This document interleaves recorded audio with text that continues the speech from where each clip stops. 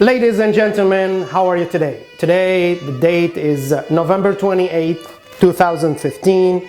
And once again, 4 days ago, the Tunisian government in Tunisia is doing a new hoax. Yes, it's a new hoax. The bus explosion that the world has seen on TVs and on the mainstream media is once again a hoax, a lie orchestrated by the Tunisian government and the Ministry of Interior in Tunisia, that is the police, the cops. Once again, okay, so basically, there are things in this information that the world will not understand, will not find out, only if you are a Tunisian. I'm a Tunisian. I've been overseas. I've been in the United States for 10 years. I have a political asylum. I cannot go back to Tunisia. And basically, let me explain to you what happened before November 24th, which is the date when they said that the bus exploded. Before that, 1 week before, the Ministry of Interior, which is the Tunisian government, they shut off a road, starting the road called Bourguiba Road, Avenue Bourguiba. So they shut it off from the Ministry of Interior until the old markets. And no one is allowed, neither by cars nor pedestrians, are allowed to go into that street. So basically, the government of Tunisia, they shut off the road leading to that parallel road behind where the explosion happened. At that time, 5:10 p.m., as they said, there is no witnesses. There is nobody able to see what happened. So the bus exploded, as they told us. Yes, there is a bus exploded. We saw that, we saw fire. But if anybody died, they said 12 people from the presidential guard had been killed and 20 wounded. 17 of them are fine and 3 of them, they went through a surgery. Ladies and gentlemen, there is no deaths, there is no injuries. And it's a total hoax, a lie by the Tunisian government. Why? They said, first of all, we saw the bus. The bus, even the behind glass of that bus is broken. And the media and the Tunisian government, they said that there were 10 kilograms of explosive used for that explosion. And the funniest thing is the president of Tunisia, KG TNT, visits the hospital where they took the wounded people, wounded guards. And he was speaking to one of the wounded guards, and the guard is answering, is replying. Basically, if you are in the bus, first of all, you're gonna be injured, like your face is gonna be injured. That guy that they showed on TV has no injuries at all. There is no blood.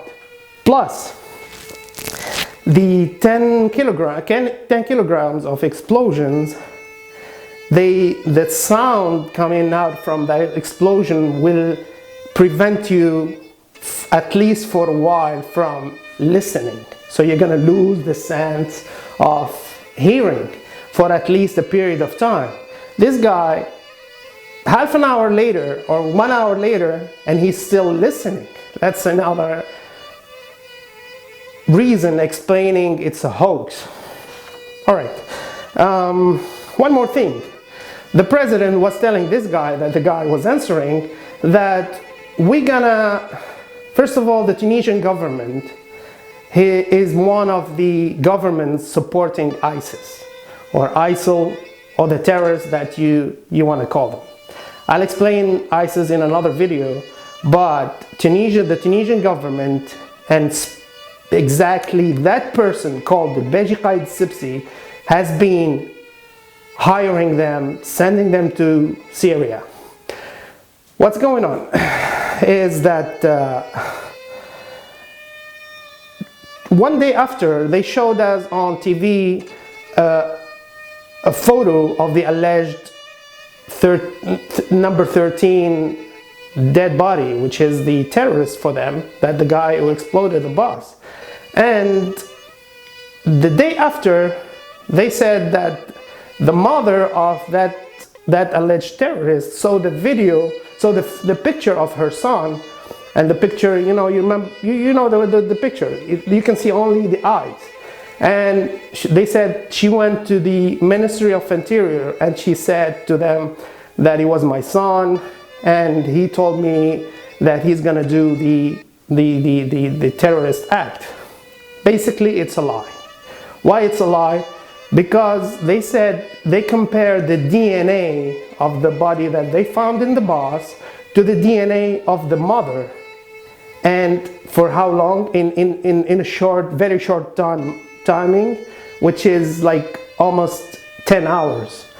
Basically, Tunisia doesn't have the capabilities, and most the DNA test laboratories take from 24 to 72 hours for the result of a paternity test or a DNA test.